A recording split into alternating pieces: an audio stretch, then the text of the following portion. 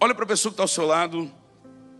Olha para a pessoa que está ao seu lado e diga assim, ó: hoje o Espírito de Deus vai falar aos nossos corações sobre as armas da nossa milícia. Diga: as armas da nossa milícia. Abra sua Bíblia, por favor, em 2 Coríntios. Carta de Paulo aos Coríntios. 2 Coríntios capítulo 10, versículo 4 e 5. Só para nós entrarmos no texto e entrarmos em todo o contexto bíblico. Abriu lá. Gente, deixa eu contar um testemunho antes de entrar aqui, só para aquecer mais ainda a sua fé. Amém, amados? Gente, eu estou com uma fotinho aqui que eu não sei se eu posso divulgar. Mas não dá close aqui, tá? Não fecha o zoom aqui, por favor, porque eu não sei se eu posso divulgar. Mas está aqui o menininho. Esse aqui é o Noah, gente. Ele está aqui entubadinho. E eu recebi esse pedido de oração, amados, dizendo assim, ó. Isso foi na quarta-feira ao meio-dia, se não me falha a memória. Um irmão muito querido nosso aqui, né, nos passou. E eu via na voz dele, a voz embargada por causa da situação. O Noah é filho de um casal de missionários aqui no Rio Grande do Sul. E diz assim, ó: esse é o Noah.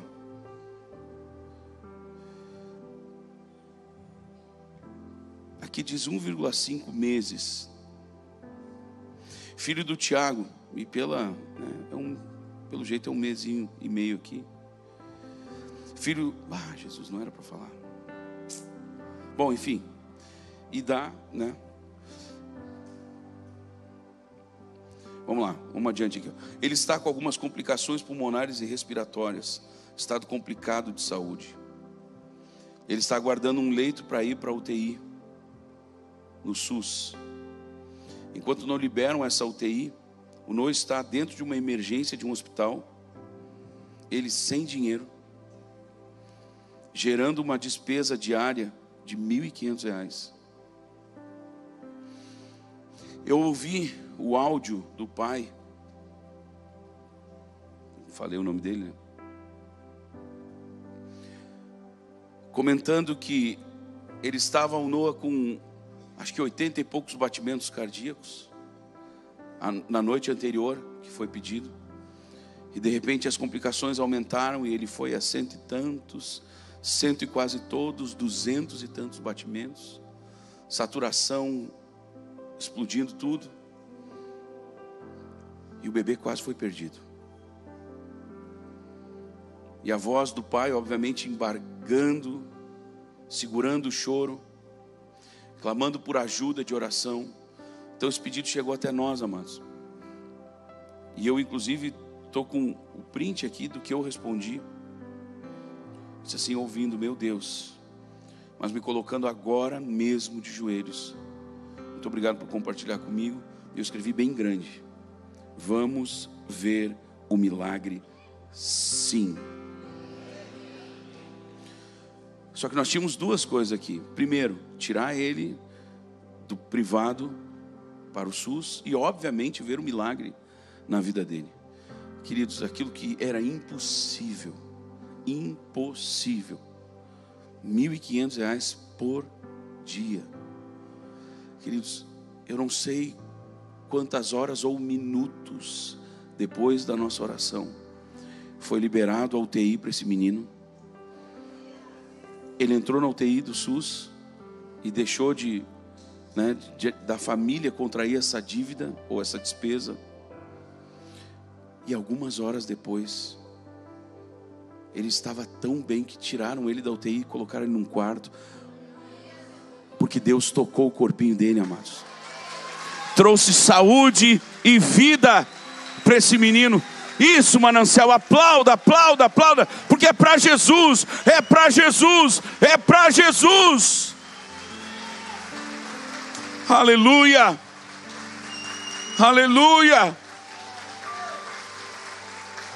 Fico imaginando a dor, o desespero dos pais, Por isso, quando você aplaude de pé, meu irmão, você, além de estar glorificando a Deus, você está atraindo proteção de Deus para a sua vida.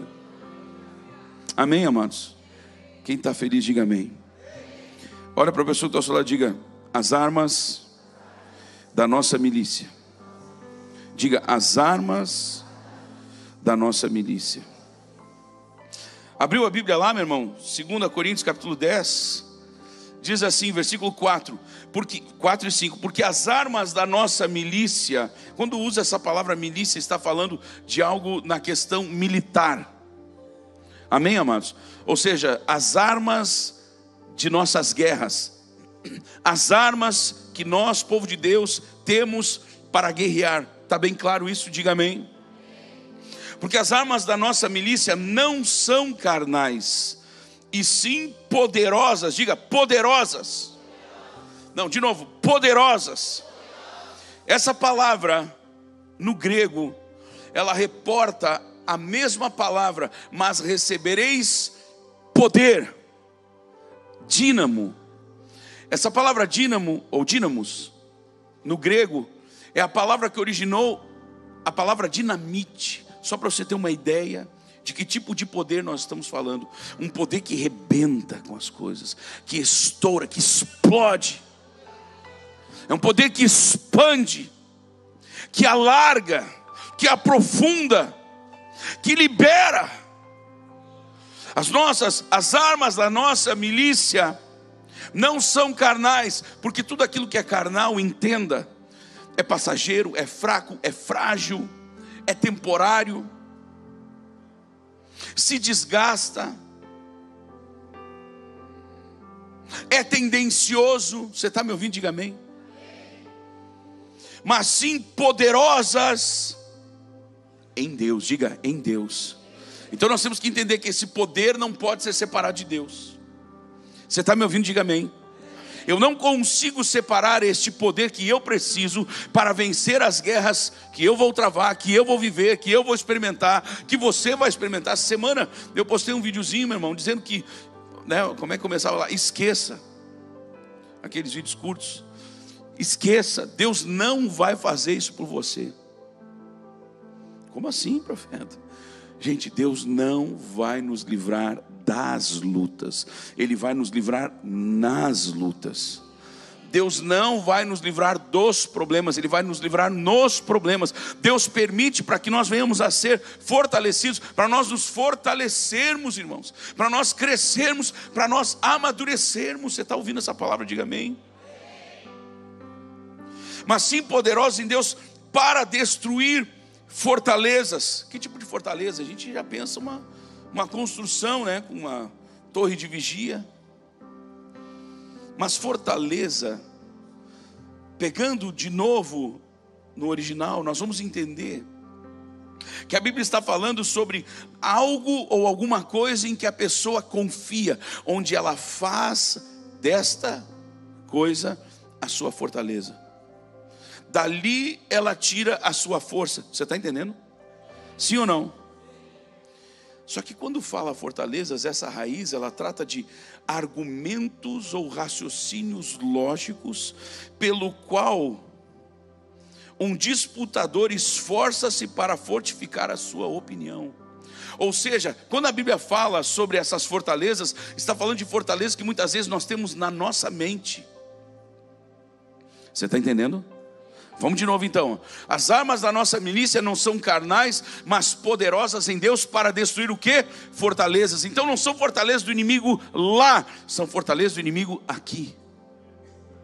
Fortalezas que o inimigo cria dentro da nossa cabeça, ou seja, um poder de argumentação, de um raciocínio lógico, onde nesse raciocínio lógico o inimigo tenta impedir com que eu pense com os pensamentos de Cristo. Como é que a Bíblia diz? Para nós pensarmos nas coisas lá do alto. As coisas lá do alto nunca vão dizer para você que você não vai poder fazer, que você não vai alcançar, que você não vai vencer. Diga: os pensamentos do alto. De novo, os pensamentos lá do alto jamais me levarão à derrota.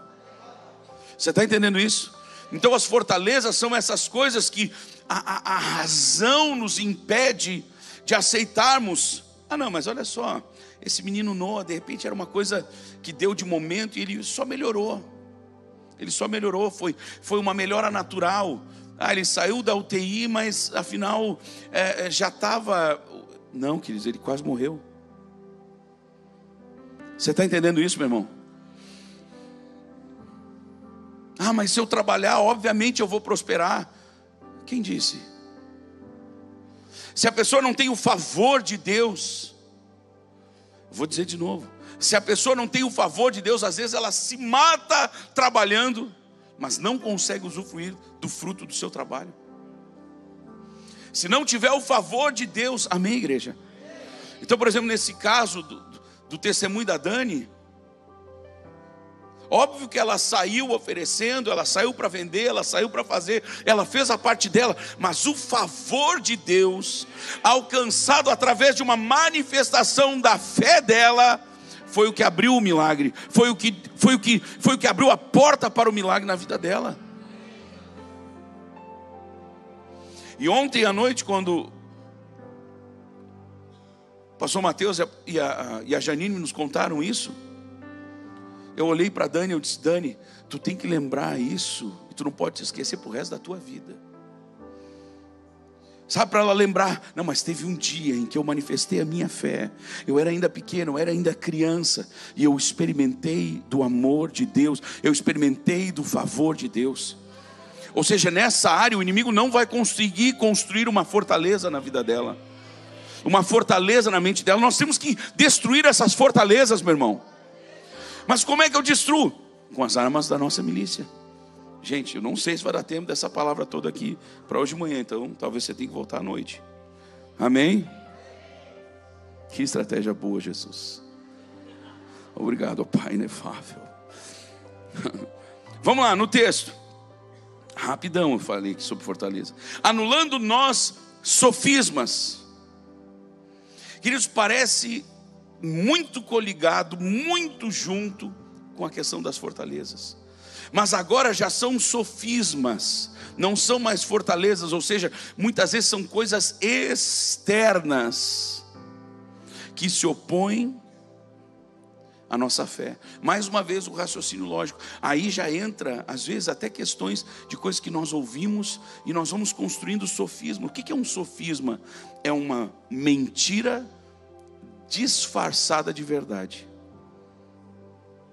Eu vou repetir, o que é um sofisma? É uma mentira disfarçada de verdade. Então são coisas, até concessões que nós como cristãos às vezes vamos fazendo.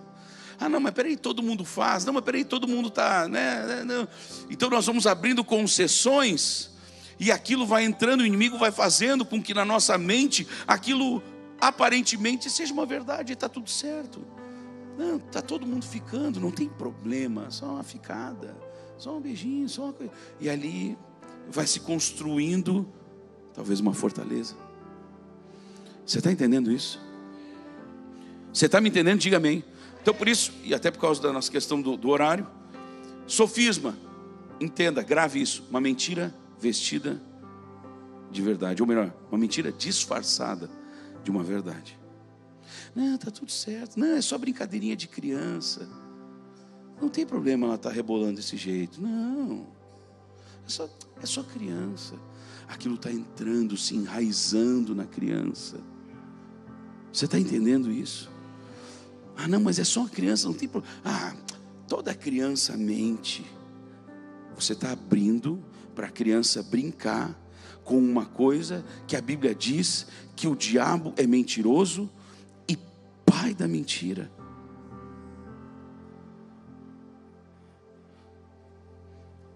Você está pegando aqui comigo? Diga amém. E não é só para criança não, é para adulto também. Mas eu estou indo lá na raiz. Você está comigo? Diga amém. Depois, o que mais diz ali? Sofismas e toda a altivez. Às vezes as pessoas confundem altivez com orgulho. Mas altivez é algo elevado, uma altura, né, de espaço. Vamos lá, uma estrutura elevada. E aí vem aquilo que realmente o apóstolo Paulo estava falando, e com certeza a igreja em Corinto entendeu.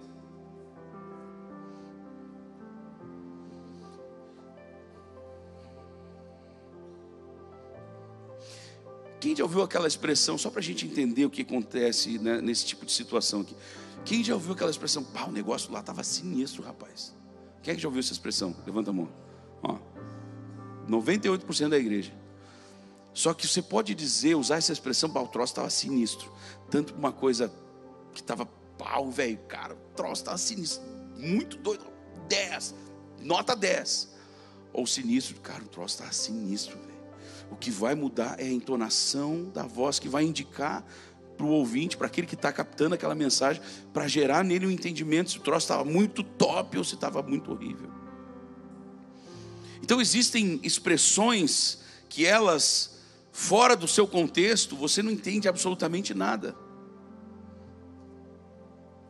É mais ou menos, uma vez eu ouvi eu não me lembro quem estava falando, não é um entendimento que Deus me deu, mas eu ouvi isso de alguém. É mais ou menos como se você pegasse hoje uma expressão, com todo respeito, dá licença, pastor Felipe, tá? Vou usar o teu nome. O pastor Felipe, ele estava, vamos supor eu escrevendo, né? Estou escrevendo meu próximo livro, então vamos supor que eu pegasse ele. E naquele dia eu encontrei meu amigão, ele estava no fundo do poço. Todos nós vamos entender que ele estava triste, um momento difícil. A gurizada mais nova, o cara estava numa bad, tá ligado? Mas vamos supor que alguém pegue de um outro país, sabe, de uma língua que não tem a menor conexão com as línguas latinas, e o cara pega um dicionário, acho que até foi meu pai que falou isso para mim, nosso bispo, e vai lá e pega um dicionário de expressões no fundo do poço. Aí lá no dicionário está dizendo que o poço é um lugar onde tinha água lá no fundo. Meu Deus, o cara estava numa situação, tinham jogado ele dentro lá do fundo do poço. Ele estava preso. Então aqui nós vemos Felipe, o pastor Felipe, preso no fundo do poço. Não era. É porque ele estava triste, abatido, talvez só um exemplo. Então este texto aqui, quando fala de altivez, se nós fôssemos pegar pelos primeiros significados mais óbvios da palavra, ficaria fora de um entendimento dentro daquilo que está sendo falado aqui. Mas a altivez, nesse momento aqui, está falando sobre barreiras. Então olha só como é que o apóstolo Paulo está explanando. As armas da nossa milícia não são carnais, mas sim poderosas em Deus para destruir o quê? Fortalezas, sofismas, barreiras. Está falando tudo coisas que nós temos que vencer. Cada um de nós precisa vencer. Coisas que se levantam contra nós e que nos impedem de entender o porquê o ofertar é tão importante, o porquê o dizimar é tão vital, o porquê estar nos cultos é tão primícia para nós cristãos, o porquê participarmos, nos envolvermos na igreja, nos envolvermos. Gente, a Bíblia deixa bem claro que aquele que tem um talento em terra, ele vai ter que prestar conta, e não vai ser legal esse momento. Você está entendendo essa palavra, meu irmão? Sim ou não? Só que o inimigo, então, ele vem construindo, ele vem fazendo essas construções, tentando. Qual é o foco do inimigo? Não é, escuta, não é acertar, golpear a Deus. Nós somos os alvos. Diga para a pessoa que está ao seu lado: está amarrado em nome de Jesus, mas você é o alvo. Nós somos os alvos, gente. Então o inimigo começa a construir, a tentar construir essas fortalezas, esses sofismas, colocando altivez, ou seja, barreiras, para nós não conseguirmos alcançar aquilo que Deus tem para nós.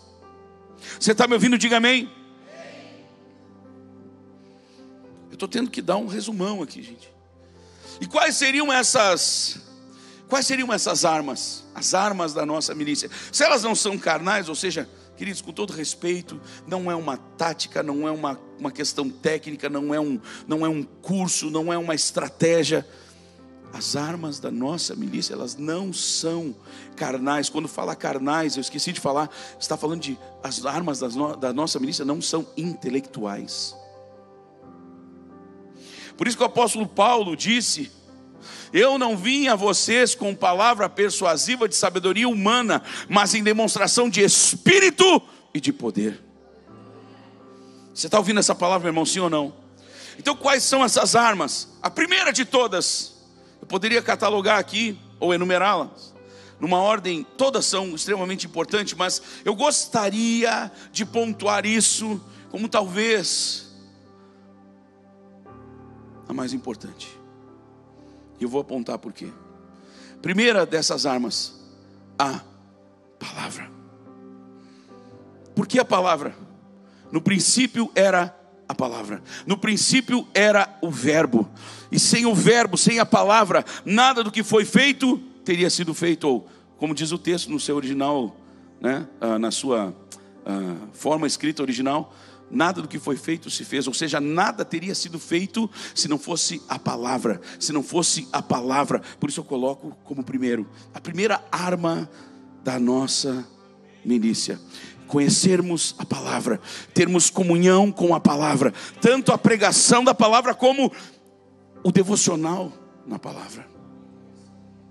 Devocional, amados, entrarmos na palavra. Você tem que ter vida de leitura da Bíblia, meu irmão. A gente lê tudo, a gente lê lá dentro do Facebook, a gente lê no Instagram, a gente lê sei lá mais aonde, a gente lê em tudo que é rede social. Aí quando chega a hora de ler a Bíblia, tem a cara de pau de dizer que não entende. Eu não leio porque é muito difícil. Que difícil o quê, irmão? Até porque o maior de todos os professores estará sempre ao nosso lado, que é o Espírito Santo, para nos fazer entender todas as coisas. Ele é o maior interessado que eu e você entendamos. Aleluia. Então a palavra. Sabe, eu uso a Bíblia, né, na questão tecnológica, no celular, eu gosto muito. Mas deixa eu dar um conselho para você: compra uma Bíblia física. Compra uma Bíblia física, sabe por quê? E compra um caderno. Compra um caderno. Eu já fiz muito disso, muito. Eu vejo a minha esposa, né? Meu Deus do céu, e quanto caderno, e quanto papel, e risque, sublinha, escreve. Você sabia que essa é a forma mais eficaz de se aprender? Eu estou falando de neurociência agora. Amém, amados? Não existe nada mais eficaz para o aprendizado do que quando você escuta e escreve. Você escuta e escreve. Porque daí você não está só escutando, você está escutando, pensando e escrevendo. Você está usando 3 das suas capacidades, vamos dizer assim, de manifestação do seu intelecto. Você está ouvindo, você está pensando e você está escrevendo. Quando você está aqui no culto, você está só ouvindo. Por isso que eu digo, anota aí, meu irmão. Não fico falando isso. Por isso que eu falo para a pessoa, fala para a pessoa que está ao seu lado: pare de achar que isso é chato, meu irmão. Você tinha que estudar um pouco mais. Aí você entender que isso é necessário. Eu vou repetir. Se você acha que isso é chato, é porque você precisa estudar um pouco mais. Isso não é chato, isso é necessário. Ah, mas eu não gosto da pessoa que está ao meu lado. Então se converta, porque ele é seu irmão e você vai ver ele no céu. Amém, igreja? Então é algo necessário para que a palavra entre para dentro de nós. Ai, não gosto. Ai, antissocial, sai daqui, cruz credo. Que horror, gente. Senão a gente vai achar uma desculpa para tudo. Tudo é chato, tudo é ruim. Meu Deus, você tinha que ter nascido uma pedra. Aí você ia ser feliz, ficar lá sozinho, lá no meio de uma ilha, sabe, sem falar com ninguém.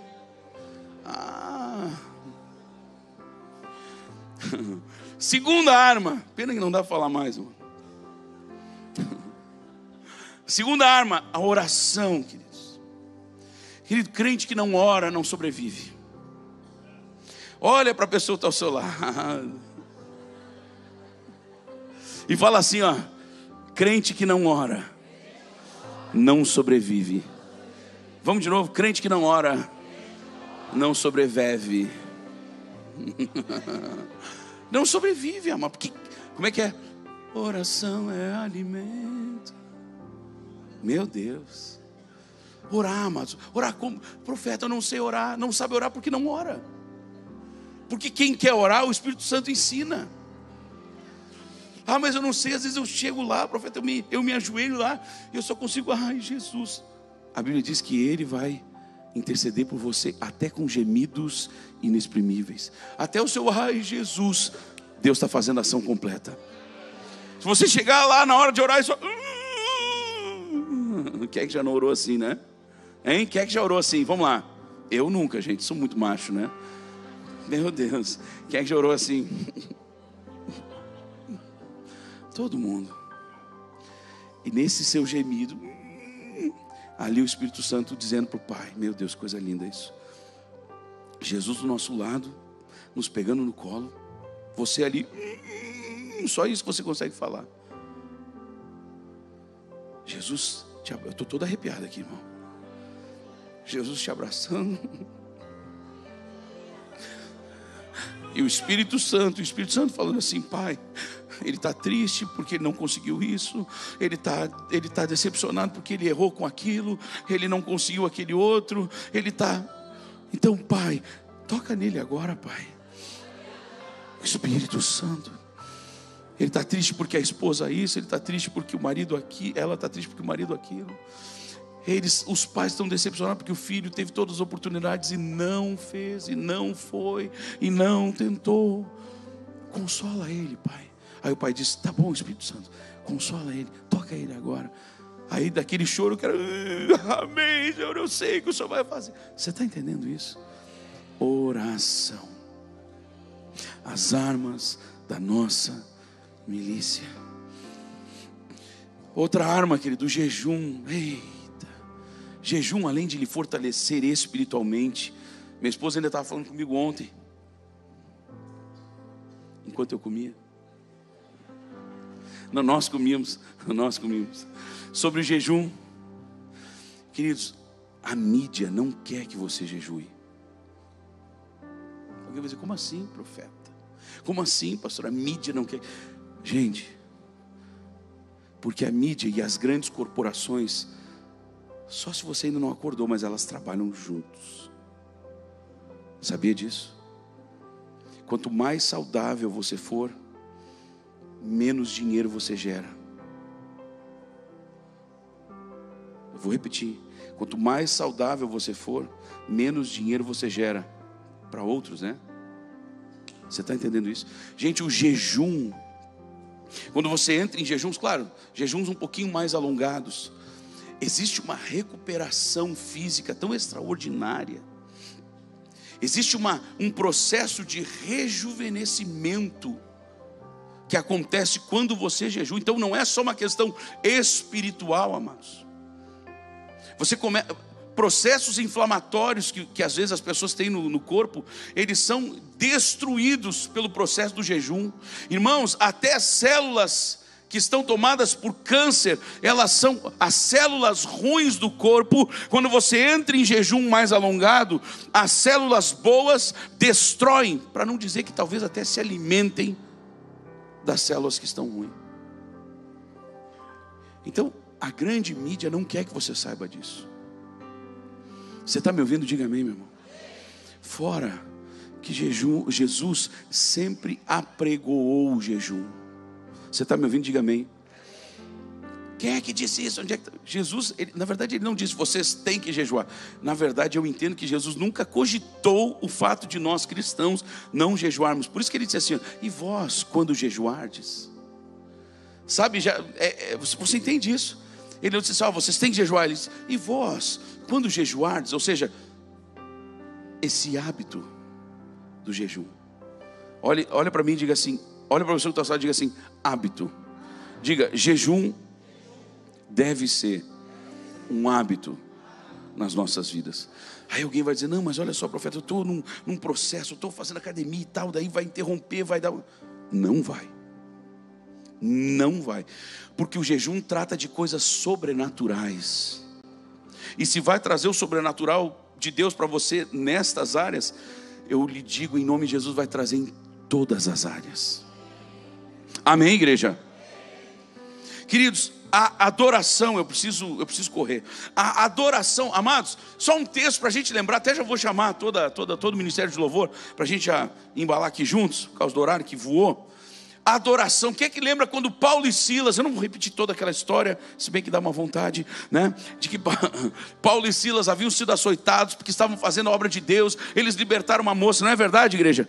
Amém? Eles são açoitados em praça pública e são jogados no cárcere. A Bíblia fala o que eles... Gente, eles estavam presos. Diga comigo, eles estavam presos. Diga, eles estavam presos. Diga, eles estavam presos. Porém, enquanto oravam e cantavam louvores ao Senhor, Deus promoveu o livramento.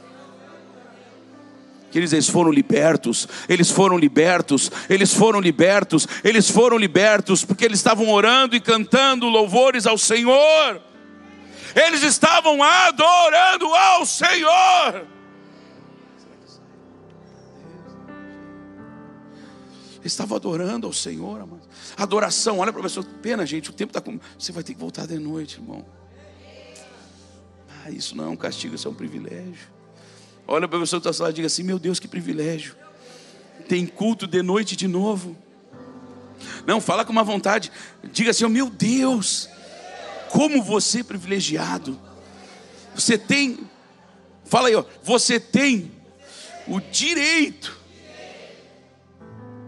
de ter o prazer, de estar no culto de noite.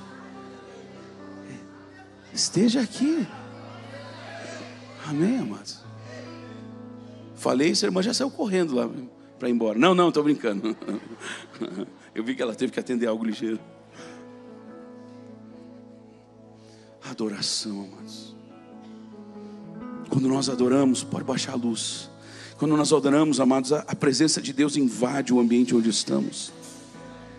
Quando nós adoramos, a presença de Deus invade o nosso coração, que às vezes está tomado de tristeza, tomado de angústia, tomado de medos. Ei, já existiu alguma vez que você estava com o coração angustiado, que você estava com o seu coração prostrado, e você entrou em adoração verdadeira, e você não levantou fortalecido? Meu irmão, nunca aconteceu isso, eu tenho certeza. A pessoa que, por mais destruída que ela esteja, se ela entrar em verdadeira adoração, ela se levanta forte, ela se levanta renovada, porque a adoração, ela destrava o ambiente, ela destrava as nossas vidas, destrava o nosso coração. Bati tão forte aqui que estragou lá. Olha para a pessoa que está só, diga: adoração. Tem mais uma arma, eu vou ter que falar só de noite. Viu? Essa última arma eu falo de noite, gente. Se você não puder vir, você acompanha pela internet, amém? Na verdade, eu acho que eu vou falar mais duas, tem várias. Essas aqui são algumas das principais. Quem está recebendo de Deus nessa manhã? Fica as duas mãos levantadas então, em nome de Jesus, e vamos adorar. Vamos entrar usando desta arma da adoração e também da